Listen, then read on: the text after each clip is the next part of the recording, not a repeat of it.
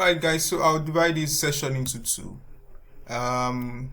This first part we're going to look at the theoretical aspects of all these string operations that we know. Alright, so these are the string operations, these common string operations we are going to have to kind of memorize when writing code.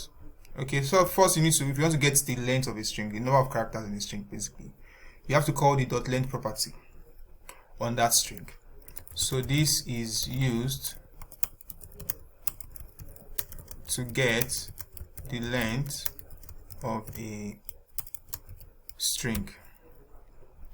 So how do you use it? So you say, for example, if you have a string called Samson and you call the .length property on it, what you will get it will return 6. Why will you return 6? It will return 6 because this is 1, 2, 3, 4, 5, 6. There are 6 characters in Samson, obviously. Okay, now these 3 are used to extract a portion of a string. Alright, so you see they are all called by function. It means they can take arguments.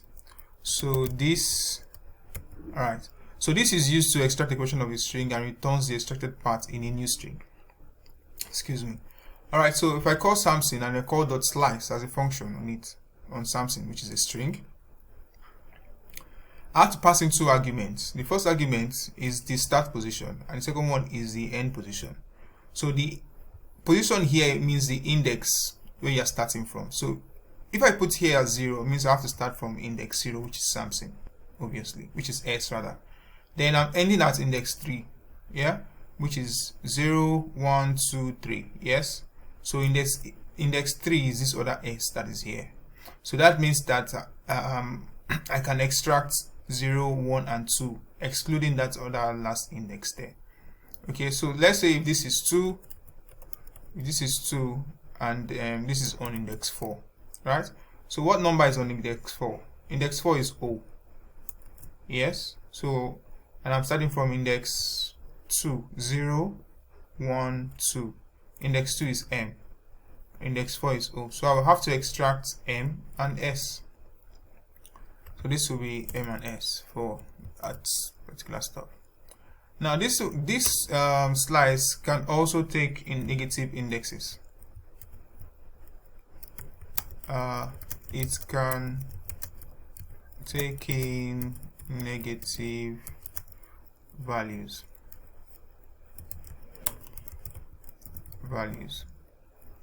Okay, so you can take in negative values. Apparently when it takes in negative values, right, you start counting from the end of that string. So -3, you start counting from N is -1, O here is -2, and S is -3, and then end in -1. So you end in -1 here, which is excuse me, which is -1 obviously, yes, which is N, right? So -1, -2, -3. So I'm extracting S and O. -3 and -1. -1, -2, and -3. This would actually return S and O, not just O. Right? Yeah, I'm correct. Okay, for substring works exactly the same way as slice works. The only thing about substring is it's not going to take in negative values. Okay, substring does not take in negative values. If you pass in negative values, you get an empty string. If you pass negative values into the substring method,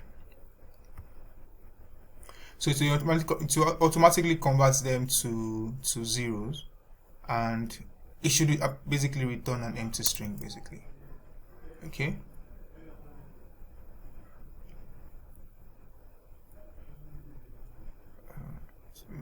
Return an empty string.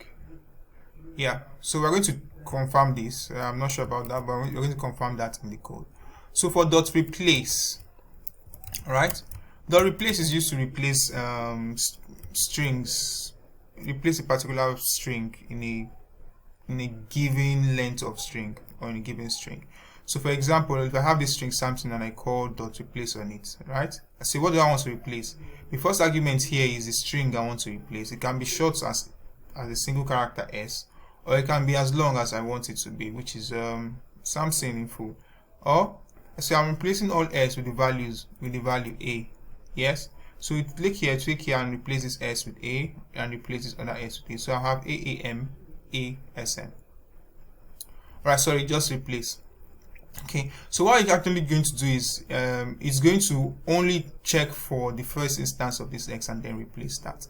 If I want to replace all instances of x, for example, I have to use the replace all method, which is going to go into the string, go into this previous string, and then search for all instances of s and then replace them. So it's going to replace this first one and then replace the second one as well. Yeah, so I'll have a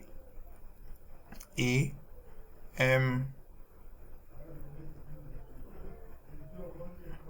This is not correct. MA, like that. That's how it should be, basically. So this can also be used. Replace and replace all can also be used with regular expressions. Okay, so this I think one of our topics is going to be regular expressions. You're going to learn what regular expressions are. So if you don't know what it is, just note that. Right? Regular expressions are used to define what you want to extract from it, what you want to extract from a string or a text or any kind of given variable. Right? That's not a very good definition, but I think that's what it is. And it's usually prefixed with this forward slash and ends with this forward slash. There is no need to put a string here. Now this gene this gene regular expression actually means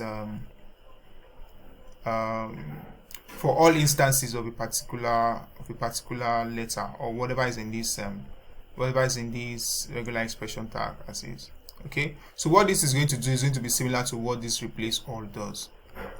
Yeah, because of this g tag here.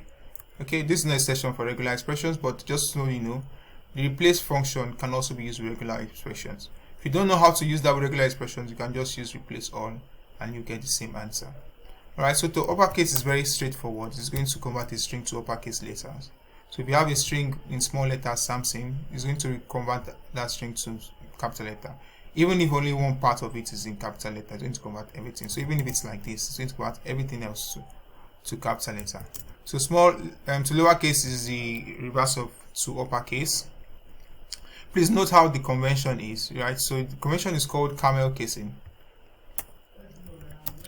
JS uses a convention, camel casing. So camel casing is where you have small letters. Then when you want to begin the next letter, you have to capitalize the first letter of the next letter, and so on like that. Capitalize the first letter of the first letter of the next word. The first letter of the next word, capitalize it. Okay, that's what's called camel casing. So at the end of the day, it looks like the back of a camel. The whole string is going to look like the back of a camel. So for concat, to use concat to join two strings together. So this is used to join two strings together. Alright, so what you have here is, so for example, if you have a string called Samson and then I want to add Ajulo to it, so I'll just call the concat method on it and give a space and say Ajulo. Yes, so this will return Samson Ajulo. So it is similar to say, this is similar to saying this is similar to the plus operator. It's similar to using the plus operator on it, where you just use the plus and then the space, or you can say plus a space plus Ajulo string. Yes, so this will also return Samson Ajulo. So again, you see this is painful to type, long, and then the concat method is just there. So when you want to use trim, use trim to remove white spaces. Trim is used to remove white spaces from both sides of a string. So you have a string and probably a data in the database was written like this, was saved like this way. It's going to present problems in the future when I'm fetching it or when I'm using it to compare itself later. So what I need to do is to ensure that all the data, they are trimmed, there are no white spaces, there are no extra spaces. Do you understand what I'm trying to say? Alright, so it will return that. Trim start does the trimming for only the beginning of the string. Trim end does the trimming for only the end of the string. Okay. Now part start and part end are useless actually, because I said popular string methods, not just string methods. So those two are actually useless. They're not. I've never had any use cases for them. Now when I'm looking for character art, so character art is going to give me the index of a particular character. We use this a lot when we are solving string algorithms. So let's say I'm looking for the index of the character m. Yes. So and I don't want to look through this thing. I'll just call the char art method on it, and what will happen is it's going to return s to me. So char art, let me say char art 4. So that will be 0, 1, 2, 3, 4. This will return O. Alright, so char art 3. That will be 0, which is S, 1, which is A, M, which is 2, and S, which is 3. It's going to return S. Right, that's simple enough. Then when you call char code art, so you're looking for the Unicode of the character. So Unicode is a number, a unique number assigned to each letter of the alphabet and some other symbols like that. So you call them Unicode.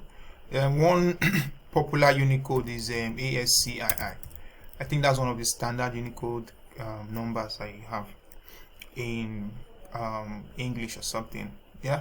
That being said, what I do know is if you want to get unique values, yes.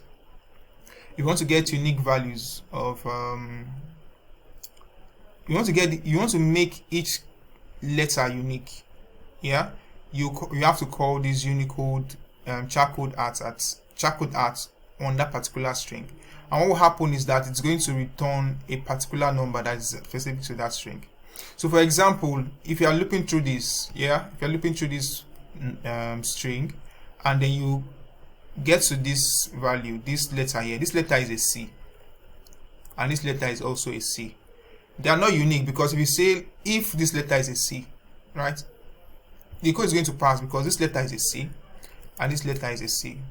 Or then you can then say if this letter is a capital letter C or something like that.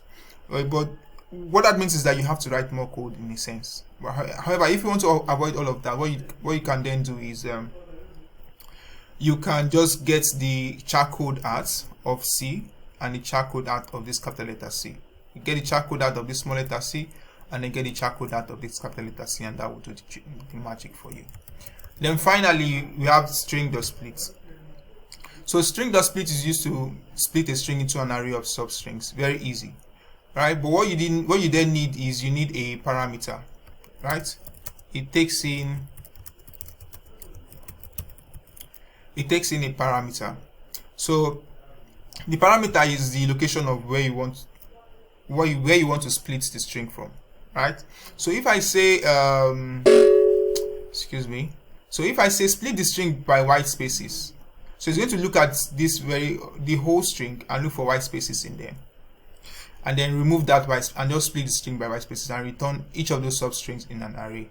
So if I say split the string from anywhere you see A or something like that, so what would then happen here is it's going to look at excuse me, it's going to look at the string, and then anywhere it sees A is going to separate them like that. So to say, firstly I will have S here, I would have S, yes, and then I will have Msen and Julo, yeah, something like that. I hope this makes sense. I hope this makes sense to you. All right, so that's the theoretical part of string methods. Thank you very much for listening.